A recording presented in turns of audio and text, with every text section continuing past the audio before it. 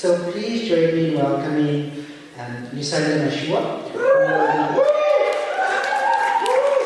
who will be speaking to us about the experiences of navigating spaces as a black young woman in South Africa. I invited all my friends to come. I carried my mom here. Good evening, everyone. Just so you know, I am not an expert or a fancy scholar with regards to gender-based violence and issues that relate to females. But I am a woman, and I am a woman who cares about these issues and how, in particular, women are finding themselves and experiencing their lives in modern-day South Africa. However, I can credit a wide spectrum of influences, scholars, and popular-level thinkers who have really helped me to shape my thinking and to see the things that I have not really been critical of as I've grown up. I can credit people from the likes of Dr. Miranda Pillay, UWC professor that I had an opportunity to meet 2 weeks ago, Sarjorini Nada, Mercy Amba Odoyoye, Dr. Oyoronke Oyewomi, the likes of Sanya Osha, and of course, as we say with Ayanda, Chimamanda Ngozi Adichie, and so on. So I came across the story of a lady called Mercy Amba Udoyoye, a scholar of her and her mother, and I've been intrigued by the formation of a group of female theologians that calls themselves the Circle of Concerned African Women Theologians. And one of the things that really struck a chord with me was the fact that, firstly, all of these women were women of color and from this continent. And secondly, these women had as their point of interest the idea of trying to reimagine what theology and what religious ideology has meant for women in Africa and how we can reimagine what faith looks like, or how it can tell a new story about how women find themselves in Africa. In other words, what does African feminism look like? And I was asked to help peel back the veil that uncovers some of the structures of injustice in the realm of sexism and patriarchy. Now, this is a very hard thing to do in 10 minutes, but I'll try and walk you through my own journey. By way of illustration, I'm going to use an analogy that I found in a fantasy movie. We have 3 little girls, Amani, Maisha, and Rorisang, and I love to talk about them. So we found a movie called The Chronicles of Spiderwick. The Chronicles of Spiderwick, I don't know how many of you have seen it. Okay, no, haven't seen it. But the basic thing about the Chronicles of Spiderwick is that a little boy and his family moves into an old house in the woods. And then they find out that in the house in the woods, there's a whole epic drama and there's an unseen realm of a fairy world, right? But in order to see into this fairy world, they had to have a magic stone that would help them see it. Or one of the creatures would have to spit in their mouths and then they'd be able to see. And that's how I understood this analogy of making invisible things visible.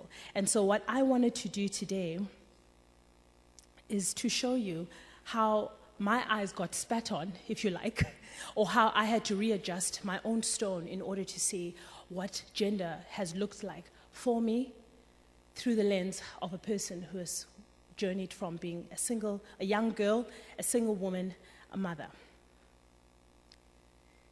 This is why this matters to me.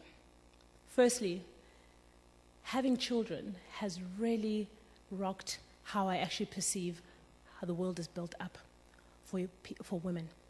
Today, South Africa is experiencing a scourge of gender-based violence in epic proportions.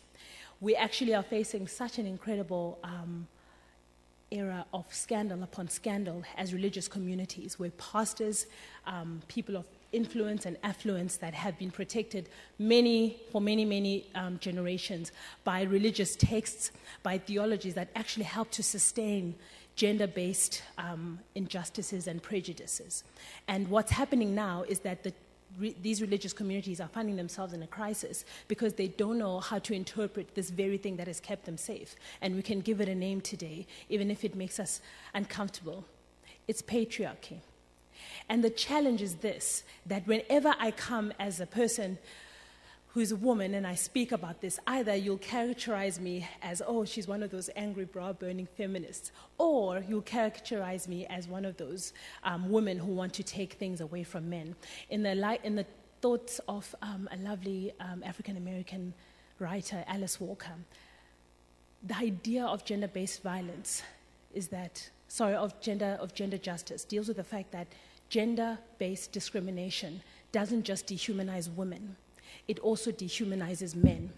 Because in order to limit someone else's personhood and to make them a utility for one single aspect of the male experience, it actually also mars something in the male community as well.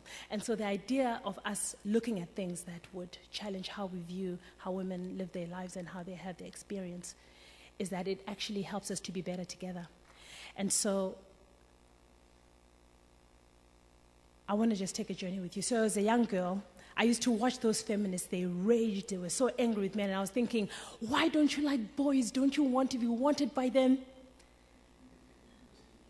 Don't you want one? I was grown, and I was prepared for male consumption. My beauty, my patience, my politeness, my domestic industry was preparing me one day to receive my most prized award, Indota, a man. The toys I was given were supposed to train me to cook for him, to impress him, to manage his whole household. I was going to be his one prized possession, that one thing that makes everything perfect. So what needs to be made visible here? Could we be in the way that we're mothers? And I guess that's a reflection for me right now. I've got a 4-year-old, a 3-year-old, and a 9-month-old. Could we be priming our little children to be consumption? As a single woman, so I arrived at the point of being eligible for the picking, but nobody was picking me, right? In church, I was taught that my job is to be found, so I sat waiting to be found, right? In church, I was helped to understand that if I did my part and go to all the conferences, which I did, I went to all the conferences. How many women's conferences are there for us to get ready for the man? Right? Thrive 2018. It always has something to do with flourishing. Bounce 2016. Shift, shape, everything had to do with my formation. I was intrigued when I asked my husband, so when did you know that you liked me? He's like, well, for most of my life, I thought actually I was going to be celibate. I'm like, what? You weren't ready for me? You weren't dreaming about me since you were 10? Because I was dreaming about you. Probably younger. I was ready. At 5, I knew what my children were going to look like, at least at 12. At 15, I knew where we were going to take them to school and what they were going to look like, because I sort of had a conceptual structure of what my husband would look like. So all of these things in my singlehood, I'm taught that I'm a domestic goddess just waiting to be found. Someone's everything, someone's thing. And in the workplace, I had to work with the understanding that because I'm a woman, I had to hold my career vision loosely, because my person is going to come and rescue me from the burden of having to be something. Now, that's not to say that women can't choose to be stay-at-home moms. If you're a stay-at-home mom here, I salute you, and I want to celebrate. Ayanda wants to see you, my friend. I salute you, and I celebrate the fact that you can choose that. So what needs to be made visible here? That do we have things, whether it's in the workplace, in our faith communities, in our families, where single women are not complete in the conception of their personhood, unless they're actually getting ready to be whisked off into the great happily ever after by men. Am I saying that men ruin all things? Or being we have a taker here on the No, by all means, I'm not. What I'm trying to make visible here is that there's this big spectrum over here where there's this benevolence patriarchy that makes everything great. We need it. It provides for us. It makes things safe. Then there's this other one here for all the trash. When you hear men are trash, all the trash are there. When you hear gender-based violence stories where women are being ripped apart burned and left in fields by their own lovers, trash, right? Here's the trouble. If our men don't see their proclivity to swing between these two spectrums, and also if we as women don't see our proclivity to maintain those things that help people to stay within that proclivity, to go from being this safe, I'm not trash, they are trash, right? Or being this extreme. If we don't see what creates both of these, then the problem is going to continue to be perpetuated.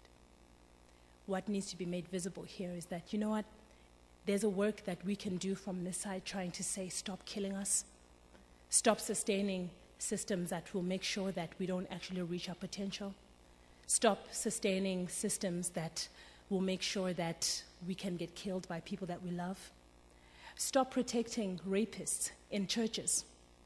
We can say that, right?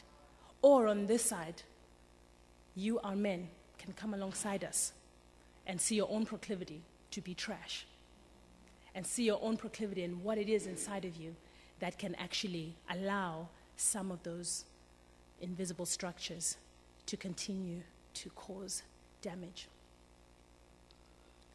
Then I got married. My life was made. Looking for Laura. Okay, I'll see how much time I have. 2 minutes. My life was made. And I remember how for the first 2 years, no, it was a year, probably shorter than that, I said to my husband, you are not allowed to come into the kitchen, this is my domain. I've been primed for this. I made him food. I fed him. I fed that man. We both got very, very plumpy because my moment had come to be everything that I was primed to be. And then, when I had gained about 15 kilograms and I looked at myself in the mirror, I thought, perhaps I don't want to be a domestic goddess anymore. But also I was tired of trying to play this part. My husband had to graciously ask me, babe, stop ironing. Okay, if you were going to be killed for ironing, right? No, sorry, that's not what I wanted to say. I actually wrote it here, sorry. He gently and gracefully suggested that I never iron his clothes. He said to me, look, I will do it myself because I've just been raised to know how to do it better and I can clean better. And I didn't know what to do with that because I was like, this is my thing. What am I now? I had an existential crisis. No! Looked at the skies and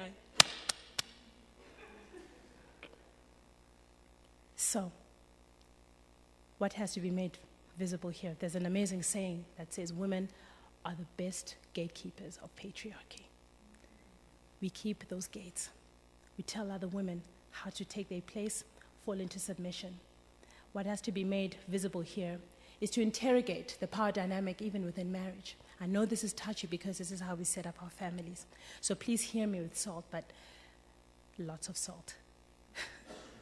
But perhaps just be open to the fact that the power dynamic within marriage in a socioeconomic scenario like ours, where there's also gender and HIV and AIDS, can mean different things for different people.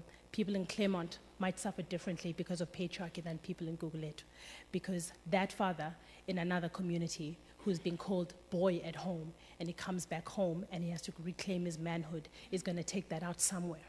And so all of these things are created in different places, and so we at least have to see how these things speak to each other. I won't go to the topic of motherhood just to honor our MC and his time, but I want to say this.